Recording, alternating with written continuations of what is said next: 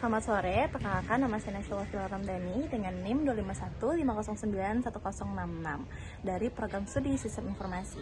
Saat ini saya sedang berada di Taman Fakultas Teknik dan Kejuruan dalam rangka menyelesaikan ujian proyek mata kuliah rekayasa perangkat lunak. Dan saya akan mencoba untuk menceritakan mengenai proyek saya atau menceritakan mengenai mata kuliah ini sebagai implementasi dari 3 paragraf sebagai pemenuhan dari tugas akhir mata kuliah Bahasa Indonesia. Baik, paragraf yang pertama adalah paragraf detail. Dalam proses pengembangan perangkat lunak, analisis kebutuhan merupakan salah satu tahapan yang paling penting karena menjadi dasar dalam merancang sebuah sistem.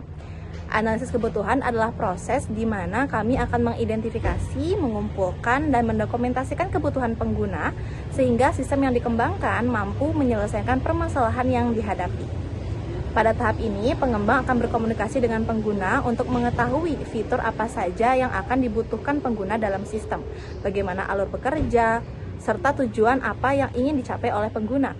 Hasil dari analisis kebutuhan kemudian akan menjadi acuan bagi para pengembang dalam membuat berbagai rancangan seperti use case diagram, activity diagram, sequence diagram, hingga desain basis data. Apabila analisis kebutuhan dilakukan secara baik dan lengkap, proses pengembangan perangkat lunak ini akan menjadi lebih terarah dan meminimalisir kesalahan serta mengurangi kemungkinan terjadinya perubahan besar ketika sistem sudah dibangun. Kemudian yang kedua ada paragraf contoh.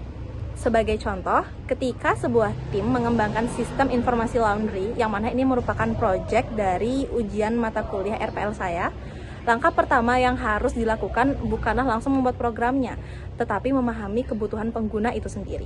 Pemilik usaha mungkin menginginkan fitur pencatatan pelanggan, kemudian pengelolaan transaksi, pemantauan status cucian, hingga laporan pendapatan harian.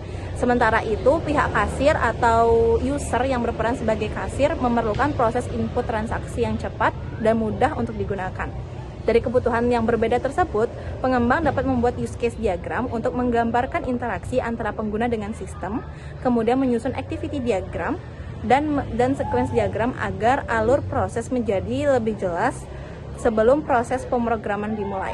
Dengan demikian, sistem yang dibangun memiliki fungsi yang sesuai dengan kebutuhan pengguna dan dapat meminimalisir risiko kesalahan selama proses pengembangan. Baik, yang terakhir itu adalah paragraf statistik.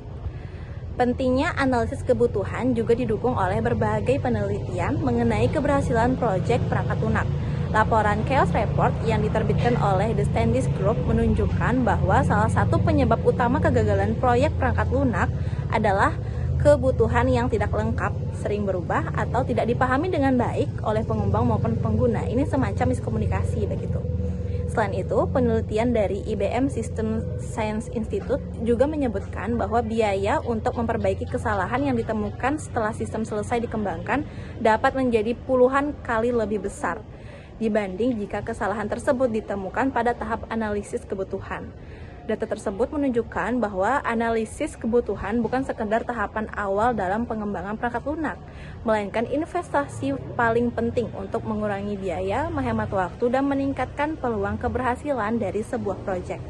Oleh karena itu, setiap pengembang perangkat lunak perlu memberikan perhatian yang serius pada proses analisis kebutuhan agar sistem yang dihasilkan benar-benar sesuai dengan tujuan dan kebutuhan penggunanya.